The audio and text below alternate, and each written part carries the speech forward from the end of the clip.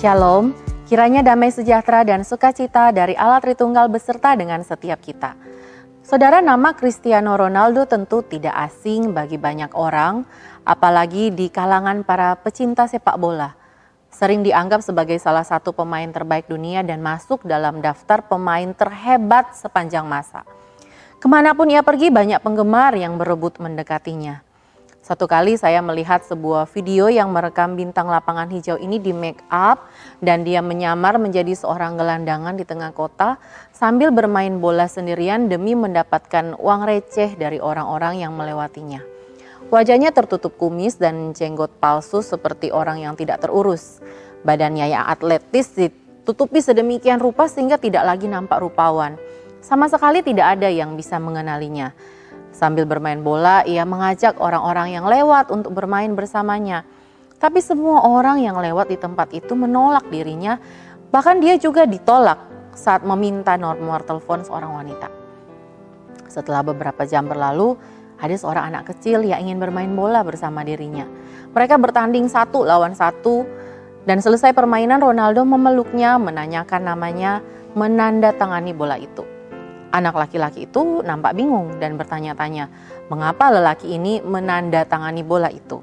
Akhirnya, gelandangan itu membuka semua rambut, kumis, dan jenggot palsunya, serta kostum yang ia gunakan, kemudian menunjukkan wajah aslinya, sambil memberikan bola yang telah ditandatangani khusus untuk anak itu. Barulah semua orang di sekitar tempat itu sadar bahwa dia adalah seorang pemain sepak bola ternama dunia. Saat menonton video itu, saudara, saya memperhatikan setidaknya ada 4 macam respon dari orang-orang yang ada di sekeliling Ronaldo waktu itu. Ada orang-orang yang sama sekali tidak melihat dan tidak peduli. Ada orang-orang yang melihat tapi kemudian melewati begitu saja. Ada orang-orang yang melihat dan ikut bermain bersama sebentar saja kemudian pergi. Dan ada anak kecil itu yang memang dengan kemauannya sendiri ikut bermain bersama Ronaldo. Dari antara 4 kelompok orang tersebut, bila saya dan saudara berada di situ, kira-kira kita akan berada dalam kelompok yang mana?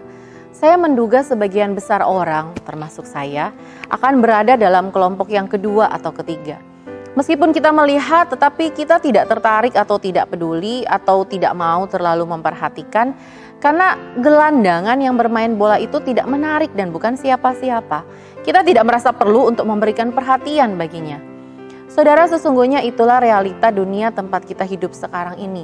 Bila tidak menarik, tidak unik, tidak bernilai, tidak luar biasa, tidak berprestasi, maka sangat sulit untuk diperhatikan dan mendapat tempat dalam masyarakat.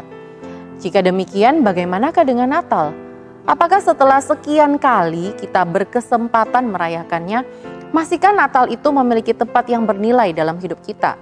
Sesungguhnya ketika Natal yang pertama kali itu terlaksana di dalam dunia mengandung makna yang sangat luar biasa bernilai yang hendak Allah nyatakan kepada setiap kita. Lukas 2 ayat 1-7 salah satu bagian firman Tuhan yang paling sering dibacakan menjelang Natal, setidaknya memiliki 3 hal luar biasa yang saya rindu kita renungkan kembali dalam menyambut Natal tahun ini. Lukas 2 ayat 1-7 saya bacakan demikian. Pada waktu itu Kaisar Agustus mengeluarkan suatu perintah menyuruh mendaftarkan semua orang di seluruh dunia.